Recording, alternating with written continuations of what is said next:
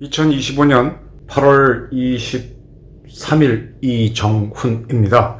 이재명 대통령하고 일본 총리하고의 정상회담은 소소하게 끝난 것 같습니다. 예민한 문제가 딱히 걸려 있지는 않았죠. 역사적인 충돌만 피해간다고 하면은 한일 정상회담은 무난히 갈 것으로 봤습니다. 또 미국의 관세 문제에 공동 대응하는 그런 문제도 있으니까 그럭저럭 갈 것이라고 봤습니다.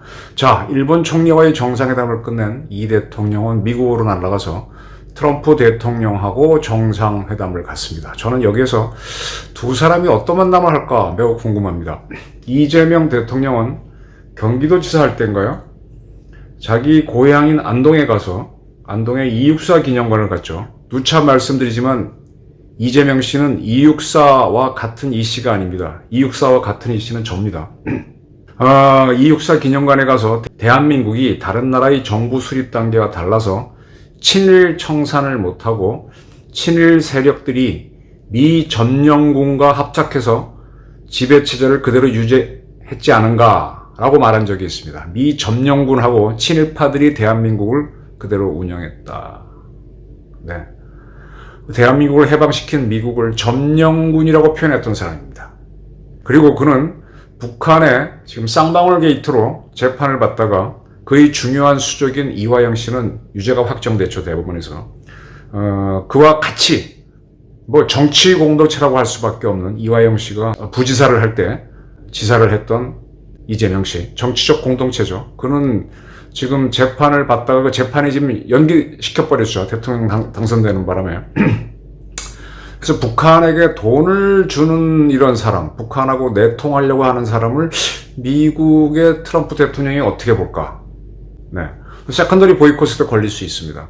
그리고 이재명 대통령은 지금 일본 총리하고 북한 비핵화에 원칙적인 합의를 했다 그러는데 그의 비핵화는 상당히 애매하고 어떻게 보면 북한의 비핵화를 동조하는 걸로 저는 보여요. 북한의 핵과 미사일을 동결하고 축소하고 그 다음에 비핵화한다.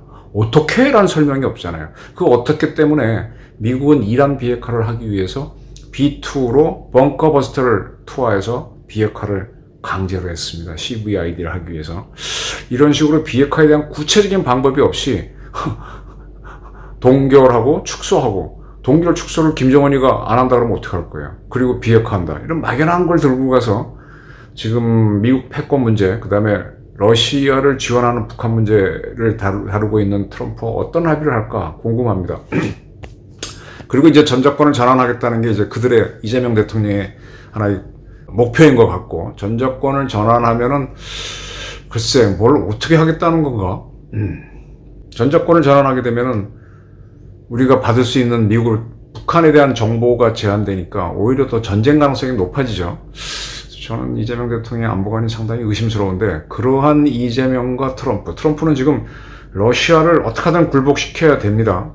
근데 그 러시아를 지원하는 게 북한의 김정은, 상당한 파병까지 했죠. 그런 북한한테 쌍방울을 통해서 돈을 보내고 뭔가 접근을 하려고 했던 이재명, 그리고 미군을 점령군이라고 한때 인식을 했던 이재명, 이런 사람, 그다음에 북한의 핵을 적극적으로 없애겠다.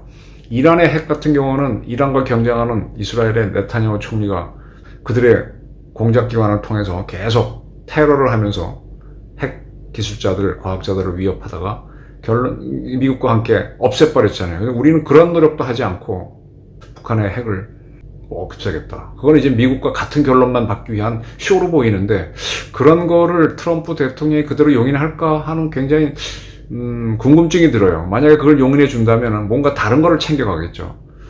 그래서 이재명 대통령이 어떻게 할까? 지금 밀봉 총리와의 만남에도 보게 되면 한일 관계는 그냥 가는데 역사 문제하고 이런 건 또 다 걸고 넘어가는, 분리시켜서 하는 건데, 이런 것이 트럼프한테 통할 수 있겠느냐? 트럼프는 이재명 대통령보다 거의 20살 이상이 많고, 그러니까 수가 좀 많기 때문에, 글쎄, 저는 궁금합니다. 어쨌든 이재명 대통령이 탄 전용기는 지금 제가 이 방송을 찍고 있는 23일 밤 미국을 향해 날아가고 있고, 내리면은 이제 하루 시차가 나니까 23일 날 밤이 되나요? 그러면 이제 하루 쉬었다가 만날 텐데 어떤 결론이 나올까? 어떤 결론이 나올까? 그런 미국한테 한국의 핵 주권을 달라, 재처리할 수 있게 해달라, 그런 걸로 해서 맞서는 모습을 보이려고 하는 건가? 아니면은 또 다른 갈등을 잉태하는 건가? 그리고 이재명 대통령 북한의 김정은을 어떻게 다룰 것인가? 네, 굉장히 시험대에 오른 걸로 보입니다. 조국과의 윤미향을 풀어주는 걸 보게 되면은 그는 좌파 연대를 통해서 세력을 유지할 수밖에 없는 그런 어려움이 있는 것 같은데, 이제 미국과의 관계가 틀어지면 과연 대통령직을 원활히 수행할 수 있을까? 지금까지 뭐 민생지원금 풀고 뭐 풀고 해서 바람은 잡았지만 국가의 부채는 늘어나고 경기는 자꾸 안 좋아지는데 과연 이재명 대통령이 얼마나 할 수 있을까 궁금합니다. 그리고 트럼프도 이재명을 어떻게 다룰까? 여기에서 앞으로 향후 한국 정치에 큰 틀이 정해진다라고 봅니다. 트럼프는 누차례 Korea is rich country, Korea is rich 하면서 한국 부자 국가다. 과거 그 레이건 대통령이 집권하고 Let's make America great again을 하면서 경제적으로 맹추격을 하고 있던 전범국가 일본하고 독일을 경제를 찍어 누른 적이 있었죠.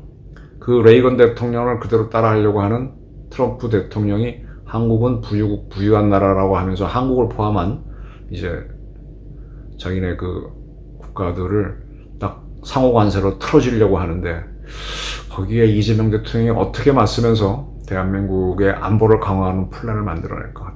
어쨌든 하여간 이 대통령은 우리 대한민국 통수권자로서 군인들하고 충분한 만남을 안 가지고 갔습니다. 그런 것들이 매우 걱정이 되는데 한번 트럼프와의 회담을 유심히 지켜보기로 하죠.